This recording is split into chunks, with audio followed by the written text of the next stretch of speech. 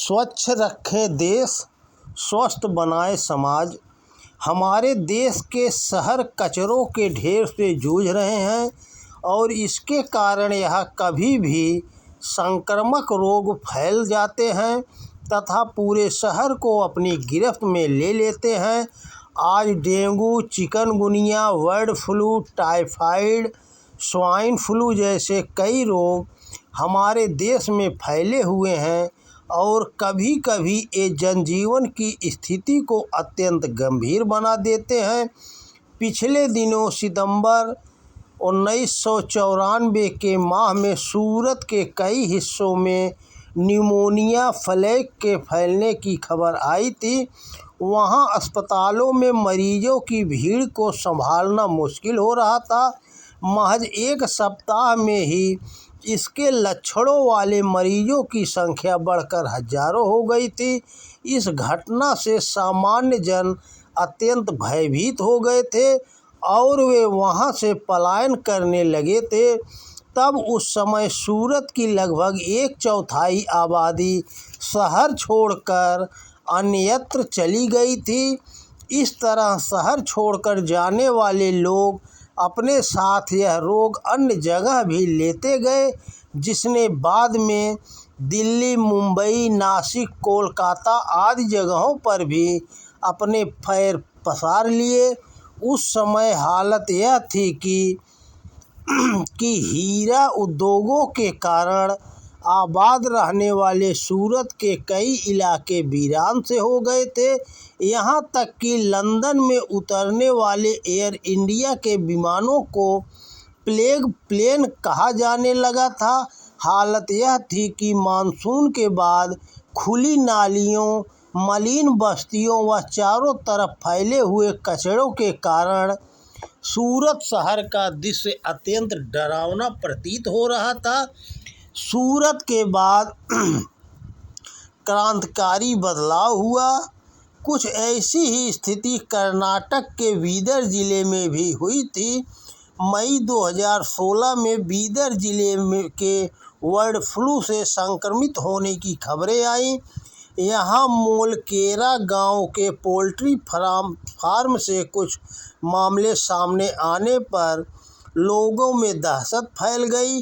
हालांकि इस घटना के बाद कर्नाटक का पशुपालन विभाग तत्काल सक्रिय हो गया और उसने करीब 1.5 लाख मुर्गों को मारने के आदेश दे दिए। अब इन हालातों से निपटा जा चुका है, लेकिन बार बार पैदा होने वाले ये मामले चौंकाते हैं, मुश्किल पैदा करते हैं। समय समय पर पैदा होने वाली, उभरने वाली इन बीमारियों का एक बड़ा कारण स्वच्छता का अभाव है। वास्तव में साफ सफाई पर, स्वच्छता पर लोगों का ध्यान ही नहीं जाता। आज़ादी के पूर्व से लेकर आज़ादी के बाद अभी तक स्वच्छता के मामले में हम पिछड़े हुए हैं और भारत में स्वच्छता के प्रति चिंता एक गंभीर विषय है। वर्तमान स्थिति यह है कि यहाँ देश में 90% ठोस कचरा सीधे सीधे लैंडफिल एरिया में फेंक दिया जाता है। हमारे घरों से निकलने वाले कचरे में काफ़ी मात्रा में सड़ने वाला हिस्सा होता है, जो अक्सर रसोई घरों से निकलता है, लेकिन हम आज तक घर के अंदर उसे बाकी कचरों से अलग करने का इंतज़ाम नहीं कर पाए हैं। हमें ऐसे कचरे से खाद बनाने को बढ़ावा देना चाहिए।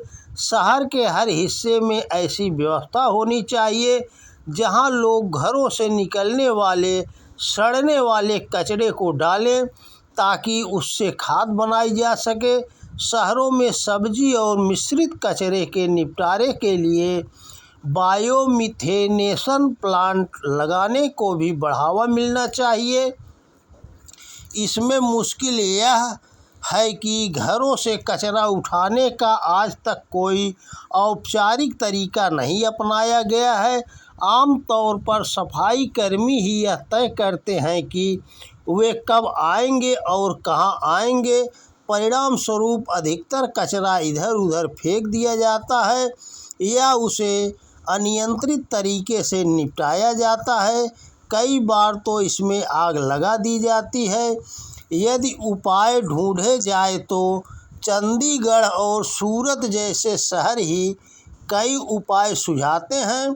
चंडीगढ़ ठोस अपशिष्टों के एकीकृत प्रबंधन को विकसित करने पर तेजी से ध्यान दे रहा है।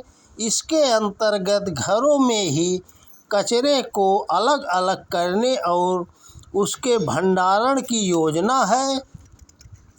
इसके अलावा इसमें कचरे की रिसाइक्लिंग, खाद निर्माण और बिजली उत्पादन को भी बढ़ावा दिया जाएगा। इसी तरह सूरत भी कचरा संग्रहण और गली सड़कों की साफ सफाई के मामले में उभर कर आया है।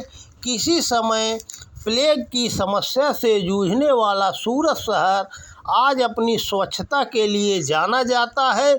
यहाँ मलिन बस्तियों में शौचालय बनाए गए हैं और जगह जगह पर निगरानी कार्यकर्ता नियुक्त किए गए हैं जो बीमारियों की हालत पर निगरानी रखते हैं। यहाँ गली मोहल्लों से कचरा इकट्ठा करने का समय तय है और हर सफाई कर्मी के लिए एक अलग इलाका तय है। जगह जगह पर डस्टबिन रखे गए हैं और गंदगी फैलाने वालों पर दंड की भी व्यवस्था है। इन्हीं सब प्रयासों का परिणाम है कि अब यहाँ पर मलेरिया जैसे मच्छर जनित रोग तेज़ी से कम हो रहे हैं। सफाई के मामले में दूसरे देशों का उदाहरण भी उल्लेखनीय व अनुकरणीय है। जैसे दक्षिण एशिया में श्रीलंका एक ऐसा देश है जो हाल ही में मलेरिया मुक्त देश घोषित हुआ है। मच्छर से पैदा होने वाले रोग से निपटने के लिए इस देश में उन इलाकों में मोबाइल मलेरिया क्लिनिक खोले जहां इनका संक्रमण काफ़ी ज़्यादा है। इसके साथ ही स्वास्थ्य संबंधी शिक्षा व जन जागरूकता को भी विशेष रूप से बढ़ावा दिया गया और लोगों को प्रभावशाली व त्वरित चिकित्सा सेवाएं प्रदान की गई। इसका परिणाम यह हुआ कि सन 2006 में जहां इस देश में मलेरिया के 1000 के करीब मामले सामने आए थे तो वहीं सन 2012 में वे लगभग शून्य हो गए। यह हमारे देश के लिए भी कोई असंभव कार्य नहीं है। हालांकि हमारा देश श्रीलंका से बड़ा है, लेकिन यदि राज्य व जिले स्तर पर योजनाबद्ध तरीके से कार्य किया जाए व हर नागरिक को स्वच्छता के प्रति जागरूक किया जाए तो वह दिन दूर नहीं जब हमारा देश भी स्वच्छता के मामले में अग्रणी होगा और संक्रामक रोगों की गिरफ्त से भी मुक्त हो जाएगा। हमारे देश में 2 अक्टूबर सन 2014 में आरंभ किए गए स्वच्छ भारत अभियान एक कदम स्वच्छता की ओर के अंतर्गत हर वर्ष देश के शहरों का सर्वेक्षण किया जाता है। स्वच्छ सर्वेक्षण 2017 के अंतर्गत 435 शहरों में सर्वेक्षण किया गया और 25 सबसे साफ सुथरों शहरों की सूची जारी की गई।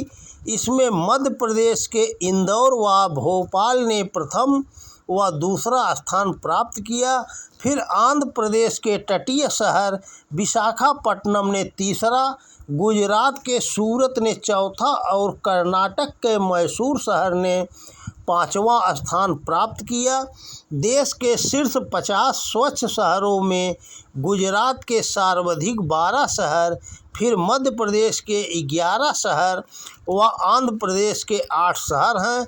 सन 2017 में उत्तराखंड और हरियाणा खुले में शौच से मुक्त राज्यों की श्रेणी में शामिल हो गए हैं, जबकि इसके पहले सिक्किम, हिमाचल प्रदेश, केरल इस श्रेणी में शामिल हो चुके हैं।